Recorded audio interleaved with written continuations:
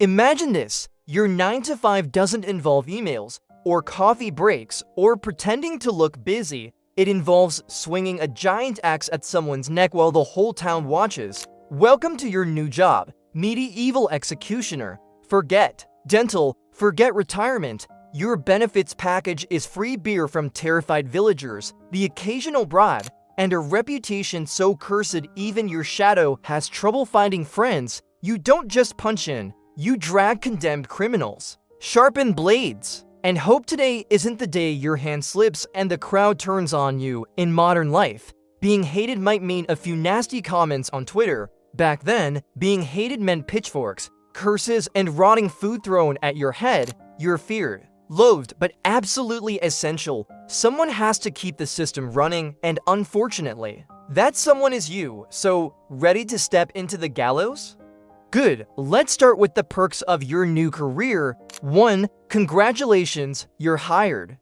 And cursed, so here's the fun part. You don't choose this career, nobody grows up in medieval Europe saying, one day, I'll swing axes for a living. It's not an aspiration, it's a sentence, sometimes literally. If your father was the town hangman, congratulations, you've just inherited the family business. It doesn't matter that you wanted to be a baker, or a knight, or literally anything else. Blood work passes down like a cursed heirloom, a sharper sword, a heavier axe, and a reputation nobody envies. But let's say you weren't born into it. Asterisk, maybe you stole a loaf of bread, or stabbed a neighbor in a drunken fight. The judge gives you a choice, the rope or the job. Hang by the neck until dead, or hang other people. That's not a career path, that's a trapdoor opening under your feet. And once you're in, you're stuck. No 2-week notice, no career change. Even if you walk away, you'll never shake the stain.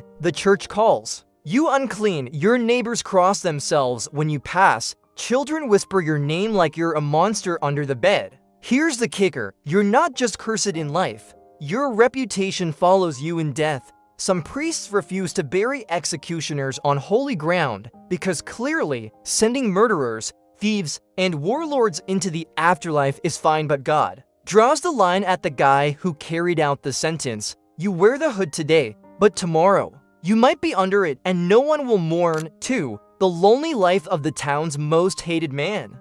Now imagine walking into town, everyone sees you coming, and then? Everyone scatters, mothers drag their kids away, shopkeepers suddenly remember they're closed. Even the beggars don't want your coins, because coins touched by you are basically cursed tokens. Your family doesn't get a pass either. Your wife? People call her the hangman's whore. Your kids? Good luck marrying them off. No one wants to be related to death's middle manager. And the worst part? Even criminals sometimes look down on you. Imagine robbers and drunkards saying, at least I'm not that guy. That's the social ladder, and you're buried under it. So where do you live? Outside the walls. Literally, your house is built next to the leper colony or the plague pit. You're not just socially isolated, you're geographically exiled. When the church bells ring on Sunday, you're not welcome in the front pews. You get your own bench in the back. Like medieval quarantine, God didn't invent social distancing for pandemics. He invented it for you. And the silence? That's the real punishment. Nights where the town feasts, sings, and dances while you sit in your little shack with your family, listening to nothing but your own heartbeat. Nobody knocks on your door, nobody invites you in. The only time your name is shouted is when someone else is about to die. So yes, solitude sounds peaceful, but when an entire community treats you like a living plague, the silence feels like a sentence of its own. 3 tools of the trade, axes, ropes, and a bucket of sawdust. Let's talk gear. Your office supplies aren't pens and sticky notes. They're axes, ropes, swords, and oddly enough buckets of sawdust. Everything designed not for convenience, but for death. Take the axe, in theory, one clean strike, and the job is done. But medieval iron isn't precision steel. Blades chip, handles crack. You sharpen for hours, hoping it won't fail in front of 1,000 screaming spectators. And when it does bounce off a neck like you're splitting oak, that's not just a mess, that's a disaster. Then there's the rope. Hanging sounds straightforward. Tie a knot, drop a body, except rope frays, stretches, and breaks at the worst possible moment. Too short, and the victim strangles for 15 agonizing minutes while the crowd jeers. Too long, and you snap their head clean off like a bottle top. Either way, guess who gets blamed? And the sawdust, you scatter it across the execution stage to soak up blood. Without it,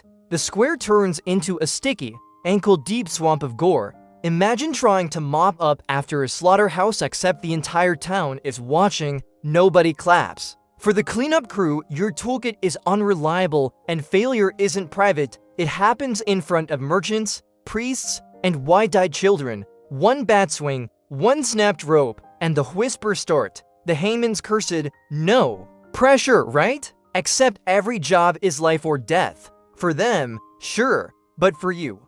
A botched job might mean a riot, and in a riot, executioners end up executed. For when justice was just. Entertainment, forget true crime podcasts or Netflix specials. In medieval Europe, the hottest ticket in town wasn't a joust or a festival, it was a public execution. Your job wasn't tucked away in some dungeon, it happened in the middle of the town square, in broad daylight, with everyone watching, and when I say everyone, I mean everyone. Peasants showed up because there was nothing else to do. Merchants set up stalls to sell bread, pies, and beer. Traveling musicians played while the condemned was dragged to the scaffold.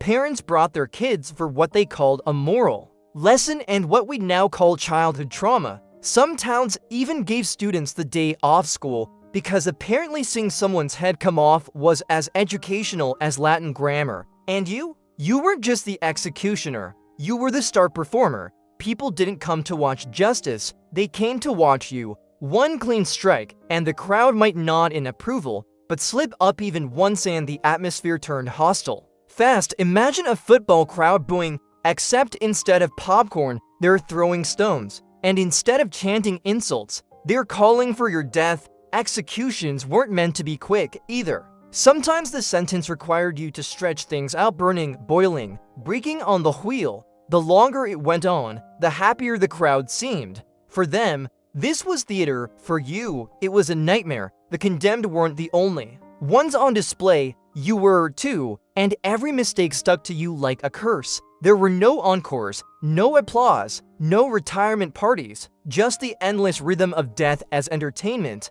with you as the unwilling headline act. 5 perks of the job: poison, beer, and free rent. Every terrible job has perks. For executioners, those perks were as weird as the work itself. Start with housing. Yes, you often got a house for free, but before you get excited, remember the catch. It was usually outside the city walls, near plague pits or gallows. A free house is less appealing when your next-door neighbor is a pile of half-buried corpses. Food and drink. People left offerings of bread, meat, and beer, not because they liked you, because they were terrified of what might happen if they didn't. Imagine getting comped drinks at a bar, but only because everyone thinks you'll curse them otherwise. That was your version of free refills. Then there were the leftovers. Literally, by law, you had rights to the clothes and possessions of the people you executed. If a nobleman wore a fine cloak, guess what? That cloak was yours. If he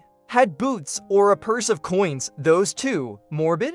Absolutely. Profitable? Sometimes. Some executioners took the entrepreneurial route. They opened taverns, brothels, or apothecaries, and yes, they sometimes sold poison, which made them both healers and murderers for hire. One day you're mixing herbs to treat stomach cramps. The next you're whipping up a lethal cocktail for a nobleman's private problem. The strangest part? People bought from you because while nobody wanted to shake your hand, everyone wanted your skills. You were death's entrepreneur, running side hustles in beer, medicine, and murder. But don't mistake it for respect. Nobody ever raised a toast in your honor. They just drank quickly, hoping you weren't watching them. 6. Blood money and the curse of dirty hands. Here's the cruel irony. Everybody needed you, but nobody wanted you. You were the human equivalent of sewage maintenance, necessary, but too filthy to acknowledge. Touch was the big taboo. Shake an executioner's hand? Instant bad luck. Sit beside him at a meal? Expect sickness. Let his sleeve brush yours.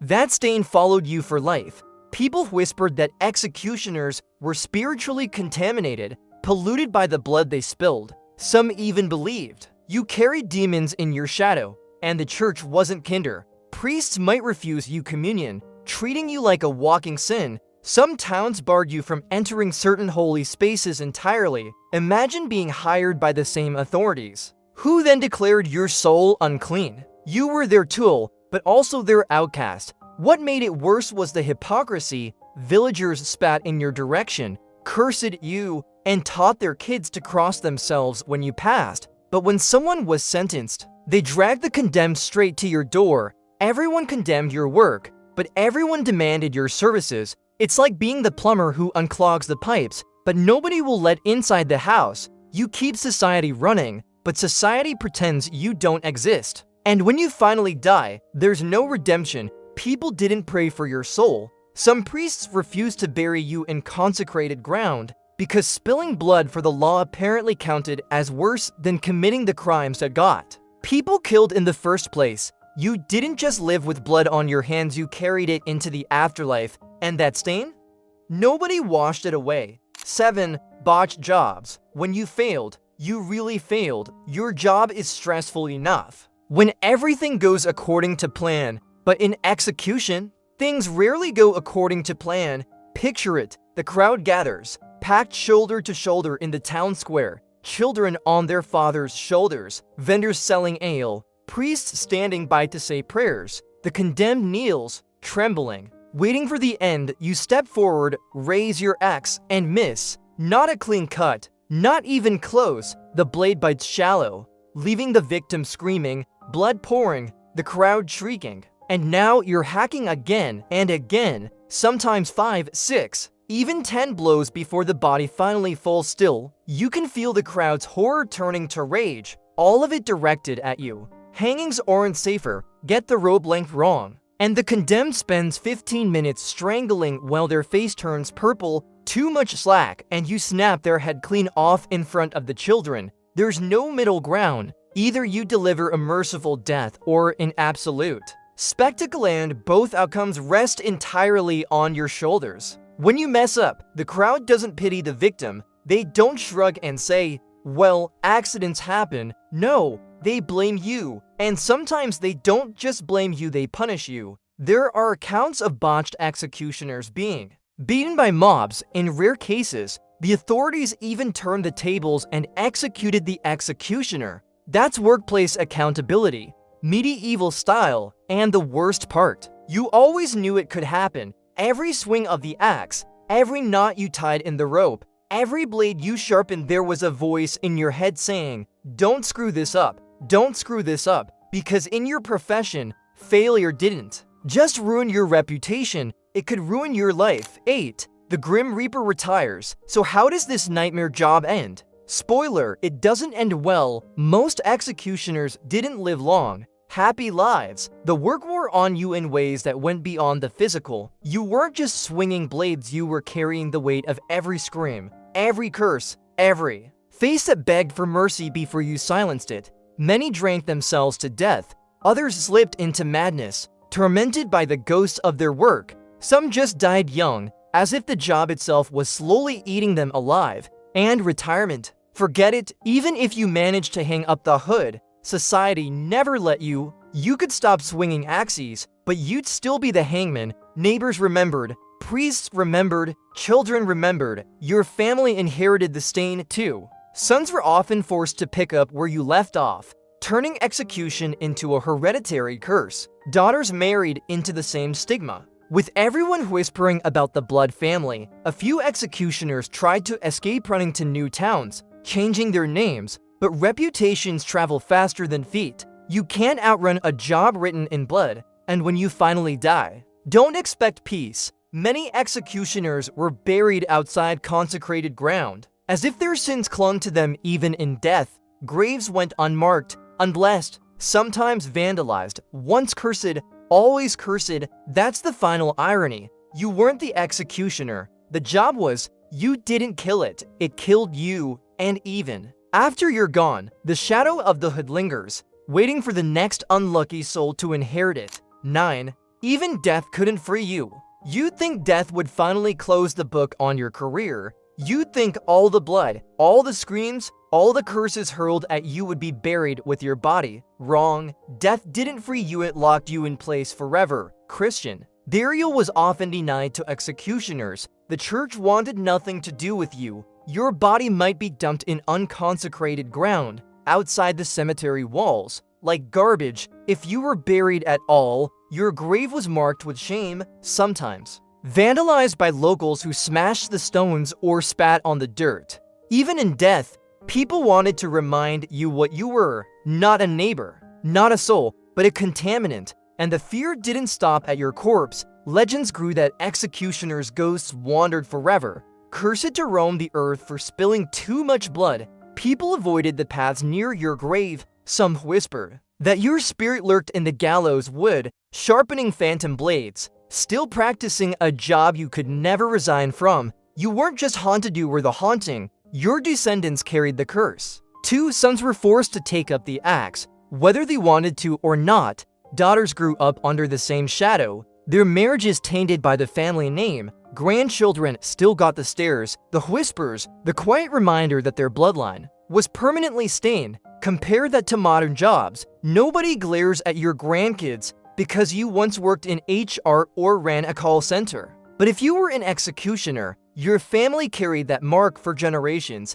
That's the real cruelty. Death didn't set you free. It just chained you to the role for eternity in life. You were feared in death. You were hated and in memory. You were never forgiven. The hood was supposed to hide you, but history never let you disappear. Do you think your job is bad?